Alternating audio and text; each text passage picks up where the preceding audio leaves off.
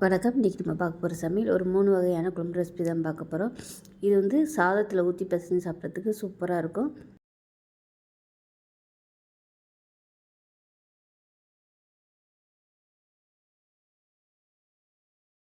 3 ரெசிபியுமே நல்லா ஹெல்த்தியாக இருக்கும். ஃபஸ்ட்டு கசகசா குழம்பு, 2வது பார்த்திங்கன்னா மட்டன் எலும்பு சூப்பு, 3வது பச்சைப்பயிர் குழம்பு. இது 3 தான் இந்த வீடியோவில் பார்க்க போகிறோம். வாங்க எப்படி செய்யலாங்கிறத பார்க்கலாம். ஒரு மிக்ஸி ஜார் எடுத்துக்கலாம். 1/4 கப் அளவுக்கு துருவின தேங்காய் சேர்த்துக்கலாம். இது கூட 1 டேபிள் ஸ்பூன் சோம்பு. இது சோம்போட ஃப்ளேவர் தான் நல்லாயிருக்கும். அதிகமாக சேர்த்திங்கன்னா 1 டீஸ்பூன் போல் கசகசா. இப்போ இது எல்லாத்தையும் கொஞ்சமாக தண்ணி ஊற்றி நல்லா நைஸாக அரைச்சிக்கலாம். இப்போ நமக்கு தேங்காய் பேஸ்ட்டும் ரெடியாக இருக்குது. நல்லா வலுவலுன்னு அரைச்சிக்கணும். தனியாக இருக்கட்டும். இப்போ ஒரு குக்கர் எடுத்துக்கலாம். தேவையான அளவுக்கு எண்ணெய் சேர்த்துக்கலாம். எண்ணெய் சூடாயிருச்சு. ஒரு 3 துண்டு பட்டை, 3 கிராம்பு, கொஞ்சமாக கல்பாசி சேர்த்துக்கலாம். இது கூடவே 1 டீஸ்பூன் போல் சோம்பு சேர்த்துக்கலாம். இது எல்லாமே நல்லா பொரியட்டும். இப்போ இதில் 1 கையளவுக்கு சின்ன வெங்காயம், அதாவது ஒரு 10லேருந்து 15 சின்ன வெங்காயம் 2ஆக கட் பண்ணதை சேர்த்துக்கலாம்.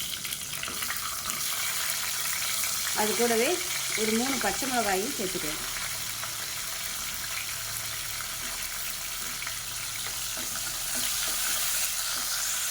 இப்போ இதில் கொஞ்சமாக கருவேப்பிலை, ஒரு 5 பல் பூண்டு தட்டி வச்சுருக்கேன், அதையும் சேர்த்துக்கலாம்.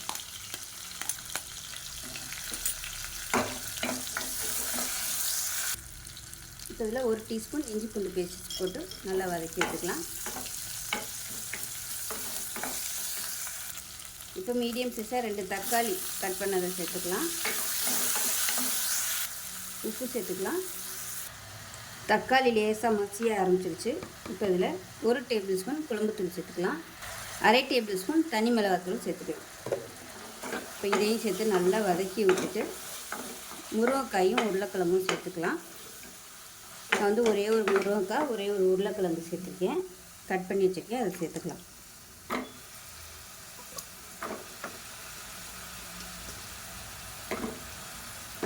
இப்போ இதையும் சேர்த்து வதக்கி விட்டுக்கலாம்.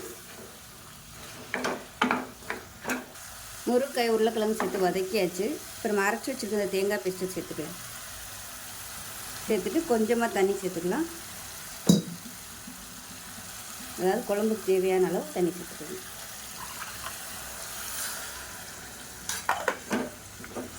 நல்லா கலந்து விட்டுட்டு குக்கரை மூடி வச்சிடலாம். இன்னும் கொஞ்சம் தண்ணி சேர்த்துக்கலாம். ஏன்னா கசகசா சேர்த்துருக்கறதுனால நல்லா கெட்டியாக வரும். கலந்து விட்டுட்டு குக்கரை மூடி வச்சிடலாம். மூடி வச்சுட்டு 2 விசில் விட்டு ஸ்டீம்லாம் போனதுக்கப்புறம் பார்க்கலாம். இப்போ குழம்பு எப்படி இருக்குன்னு பார்க்கலாம். பாருங்கள், இந்த மாதிரி தான் இருக்கும். இப்போ இதை வந்து கலந்து விட்டுக்கலாம். சூப்பராக வந்துருச்சு பாருங்கள். கரெக்டான அளவில் இருக்குது. இது வந்து நம்ம சாதத்தில் ஊற்றி சாப்பிட்றதுக்கு அருமையாக இருக்கும். காரம் இல்லாமல் மைல்டான டேஸ்ட்டில் இருக்கும். ஸோ இதே மாதிரியே செஞ்சு பாருங்கள். இது இட்லி, தோசை, சப்பாத்தி எல்லாத்துக்குமே இந்த குழம்பு தொட்டுக்கலாம். அந்த கசகசா தேங்காய் குழம்பு செஞ்சு பாருங்கள். செஞ்சு பார்த்துட்டு எப்படி வந்துச்சுங்கிறத சொல்லுங்கள். வீடியோ பிடிச்சின்னா லைக் பண்ணுங்கள், கமெண்ட் பண்ணுங்கள், சேனலை சப்ஸ்கிரைப் பண்ணுங்கள், பக்கத்தில் பெல் பட்டனையும் ப்ரெஸ் பண்ணுங்கள். நன்றி. இப்போ ஒரு குக்கர் எடுத்துக்கலாம். இதில் மெஷரிங் கப்பில் 1 கப் அளவுக்கு பச்சை பயிறு முத நாள் நைட்டு ஊற வச்சு வச்சுருக்கேன், இதை சேர்த்துக்கலாம். இப்போ இதில் நல்லா ஒரு 25 சின்ன வெங்காயம், 2 பச்சை மிளகா, 5லேருந்து 6 பூண்டு பல் அப்படியே சேர்த்துக்கலாம். இப்போ மீடியம் சைஸாக 2 தக்காளி கட் பண்ணி வச்சுருக்கேன், அதையும் சேர்த்துக்கலாம். இப்போ இதில் தேவையான அளவுக்கு தண்ணி சேர்த்துக்கலாம். இப்போ இதில் மஞ்சள்தூள் சேர்த்துக்கலாம். கல் உப்பு கொஞ்சமாக சேர்த்துக்கலாம். இது கூடவே கொஞ்சமாக மல்லி இலையும் சேர்த்துக்கலாம். இப்போ குக்கரை மூடி வச்சுட்டு நல்லா ஒரு 5 விசில். இப்போ இதில் 1 ஸ்பூன் அளவுக்கு வீட்டில் அரைச்ச சாம்பார் தூள் சேர்த்துக்கலாம். இல்லை குழம்புத்தூள் எதுனாலும் சேர்த்துக்கோங்க. இது கூடவே எக்ஸ்ட்ரா 1 ஸ்பூன் அளவுக்கு தனியாத்தூள் சேர்த்துக்கலாம். இப்போ இதில் மீடியம் சைஸாக ஒரு 3 கத்திரிக்காய் கட் பண்ணி வச்சுருக்கேன், அதையும் சேர்த்துக்கலாம்.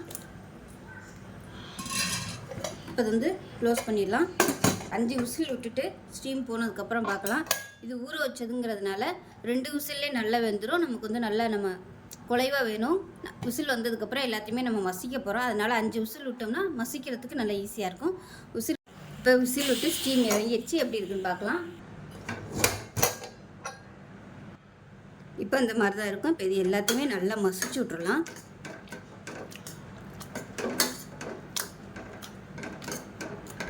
இப்போ கேஸ் ஆன் பண்ணிவிட்டு தேவையான அளவுக்கு தண்ணி சேர்த்துக்கலாம். சேர்த்துட்டு நல்லா கொதிக்க விட்டுக்கலாம். திக்னஸ் பார்த்துக்கோங்க. பார்த்துக்கிட்டு எவ்வளோ தேவையோ அதுக்கு தகுந்த மாதிரி தண்ணி சேர்த்துக்கோங்க. இப்போ லைட்டாக கொதிக்க ஆரம்பிக்கட்டும்.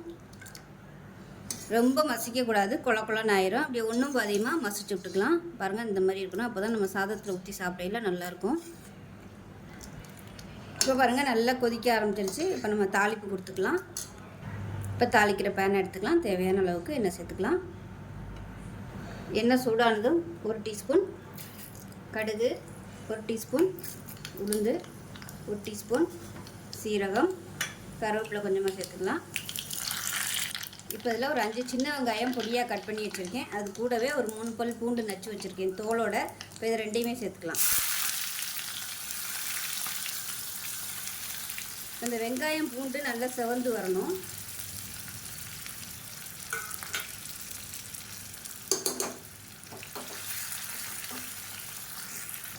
இது கூடவே நல்லா ஒரு 3 வரமிளகாயை விதையை எடுத்துகிட்டு 2ஆக கட் பண்ணிவிட்டு சேர்த்துக்கோங்க.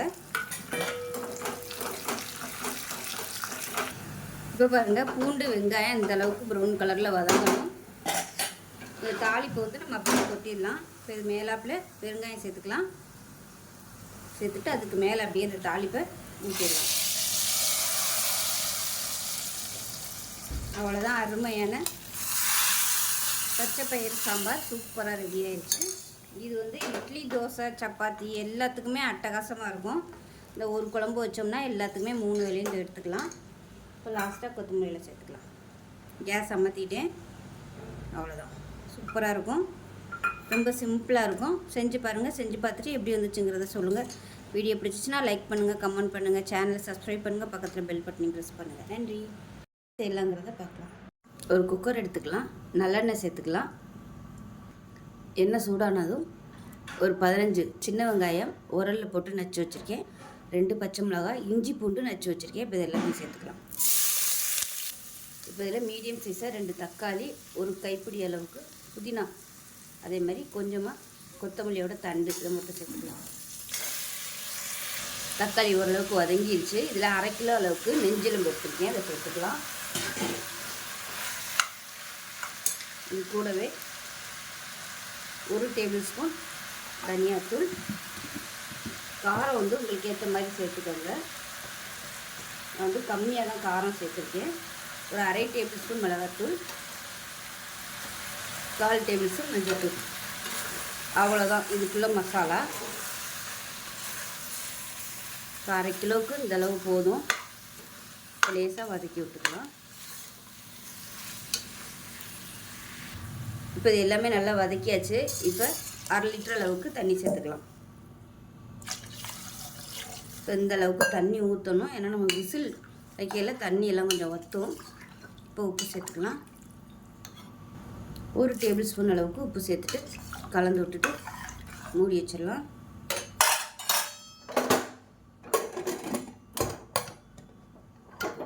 மூடி வச்சுட்டு நல்லா ஒரு 8 விசில், ஏன்னா எலும்பெல்லாம் நல்லா வேகணும், அதனால் 8 விசில் விட்டுட்டு ஸ்டீம்லாம் போனதுக்கப்புறம் பார்க்கலாம். இப்போ ஸ்டீம்லாம் நல்லா இறங்கிடுச்சு. எப்படி இருக்குன்னு பார்க்கலாம்.